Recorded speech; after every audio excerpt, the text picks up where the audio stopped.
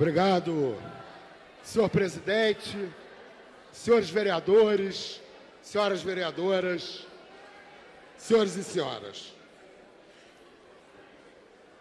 Antes de falar propriamente do projeto de lei que nós estamos debatendo, eu acho que, se eu não conseguir desenvolver muito a minha manifestação a respeito do projeto, não tem problema, porque ele vai ser exaustivamente debatido por vários vereadores e várias vereadoras. Eu queria aproveitar e tentar trazer essa discussão um pouco para o debate mais de pano de fundo. Por que nós chegamos até aqui? O que está acontecendo nesse momento que permite que o prefeito Marcelo Crivella tenha a ousadia de promover, provavelmente, o maior ataque aos direitos dos aposentados no município do Rio de Janeiro, em troca de 80 milhões de reais, um valor irrisório dentro do orçamento de 30 bilhões, quase 30 bilhões, da Prefeitura do Rio de Janeiro. Eu acho importante, essa aqui é uma casa política, a gente tem que debater também para a gente entender o quanto que a política que se faz aqui está colocada dentro do contexto mais geral do país. Desgraçadamente, nós vivemos num país cujas classes dominantes são geniais na matéria de conduzir o Estado de acordo com seus interesses. Deve ser difícil, no mundo, a gente encontrar um país onde os 1% mais ricos vem conseguindo aumentar a sua fatia da riqueza nacional sem abalos.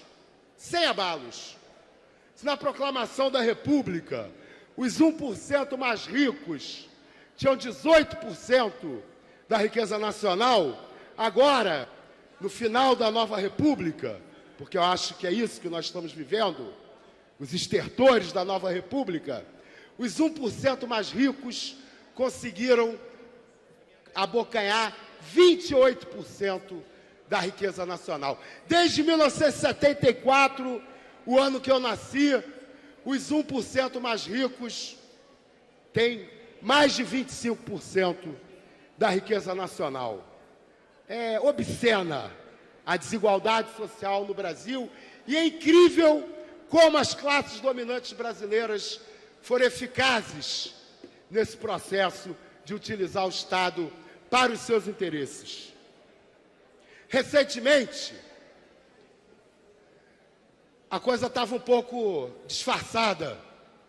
Nós tínhamos um cenário de economia aquecida e houve uma política de distribuição de benesses para todas as classes sociais, os mais pobres, a classe média, os mais ricos. Só que em 2008, a economia internacional entrou em crise. E o projeto dessas classes dominantes brasileiras para manter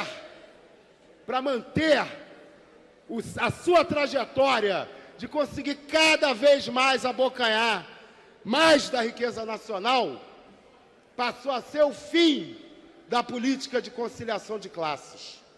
É isso que nós estamos vivendo no Brasil nesse momento. O projeto do grande capital é produzir o maior ataque aos direitos dos trabalhadores e das trabalhadoras na história. Esse é o projeto do grande capital. Reforma trabalhista, reforma da Previdência. Já ocorreram duas, no governo Fernando Henrique, no governo Lula. Tem a proposta de reforma da Previdência do Temer, teto de gastos para o serviço público. É esse o pano de fundo que nós estamos vivendo. Eles têm a coragem de exigir mais sacrifícios de um dos povos mais sacrificados do planeta. Esse capítulo que nós estamos vivendo hoje faz parte da disputa pela riqueza nacional que está nas mãos do Estado através de impostos e contribuições. É isso que nós estamos disputando. Arrumam todo tipo de falácia para dizer que são os trabalhadores e as trabalhadoras que têm que se sacrificar para tirar o país da crise, porque quer abocanhar mais, quer aproveitar a crise para abocanhar mais. E nesse caso específico, eles ganham duas vezes, porque se por um lado retiram recursos que iriam para os servidores e para as servidoras aposentados, por outro lado, empurram servidores e servidoras para os planos privados de previdência. No passado, fizeram isso com a educação pública. Destruíram a educação pública, empurraram a classe média para a escola privada. Depois, fizeram a mesma coisa com a saúde. Sucatearam a saúde pública para empurrar a classe média para a saúde privada. E agora, atacam a previdência social do país porque querem tirar dinheiro dos trabalhadores e das trabalhadoras, mas porque também querem abrir mercado para a previdência privada, querem abrir mercado, mais uma vez, abrir mercado para os bancos.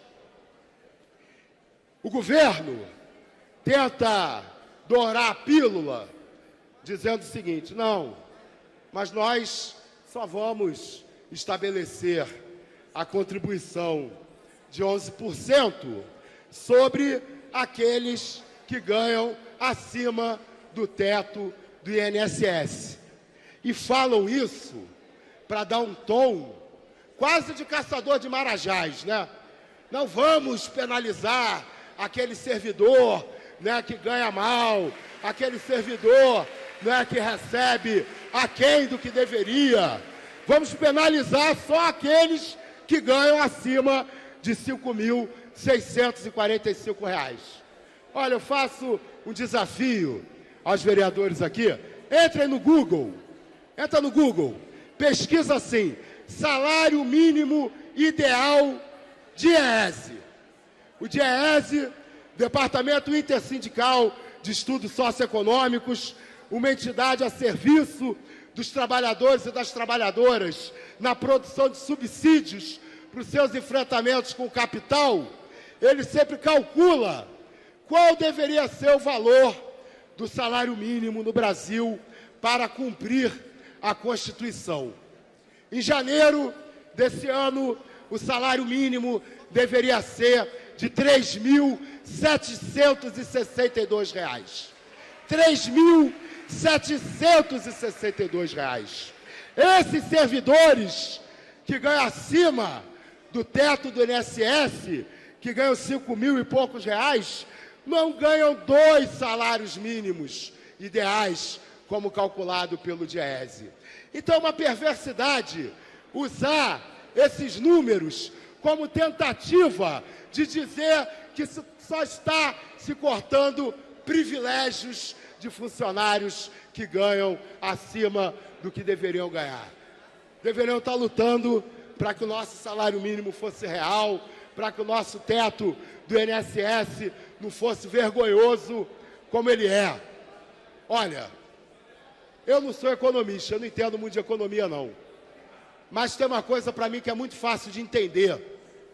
Enquanto 1% dos brasileiros mais ricos tiverem 28% da riqueza do país, eu não aceito nenhuma outra conta que venha tentar me convencer que quem tem que pagar com sacrifício são os assalariados desse país. Não são os assalariados que têm que pagar a conta. E se há injustiça quando a gente compara o regime previdenciário dos servidores públicos com o regime geral do INSS, a nossa luta não pode ser para rebaixar a previdência dos servidores, ela tem que ser para elevar a previdência dos trabalhadores que recebem através do INSS. É injustificado num país desigual como o Brasil, o campeão mundial das desigualdades, qualquer projeto que ataque direitos de trabalhadores e trabalhadoras assalariadas. E a injustiça, ela fica mais clara quando, por exemplo, a gente compara o comportamento dessa casa, que, a princípio, tende a aprovar a taxação dos inativos, com o comportamento que essa casa teve com a emenda que nós apresentamos ao IPTU, quando o Crivella mandou o projeto de IPTU, que aumentou ainda mais o IPTU dos mais pobres em relação ao IPTU dos mais ricos. O meu mandato apresentou uma emenda para cobrar IPTU especial dos 2.000 imóveis que valem mais de 10 milhões de reais que existem nessa cidade. É esse tipo de mudança tributária que a gente precisa aprovar nessa casa.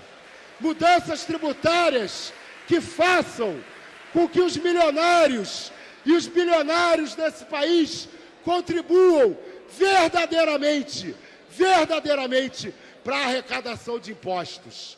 E não o que acontece hoje em dia, quando os impostos são principalmente impostos indiretos sobre o consumo, impostos sobre o salário dos trabalhadores e das trabalhadoras e os impostos sobre renda e patrimônio só pesam de verdade no bolso de quem tem pouca renda e pouco patrimônio. Votarei contra o projeto de reforma da Previdência do prefeito Crivella. E eu quero dizer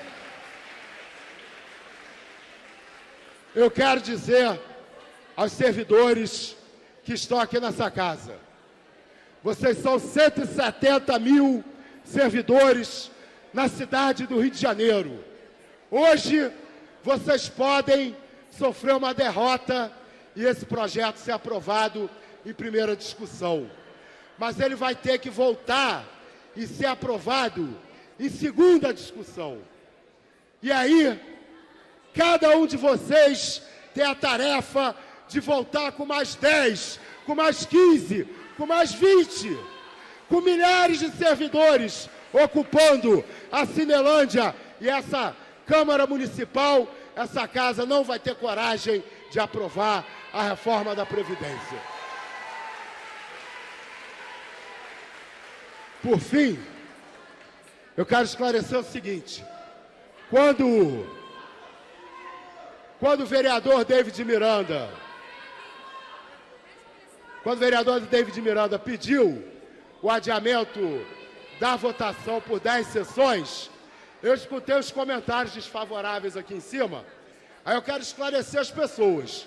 Nós estamos pedindo o adiamento dessa votação para que a gente possa ganhar tempo, tanto para vocês se mobilizarem, como para os vereadores colocarem a mão na consciência e refletirem se vão querer carregar nas biografias de cada um deles esse brutal ataque aos direitos dos servidores e das servidoras do município. Por isso, eu peço o adiamento por 5 sessões. Encerrada a votação. Votaram sim 14 senhores vereadores, não 23. Requerimento está rejeitado.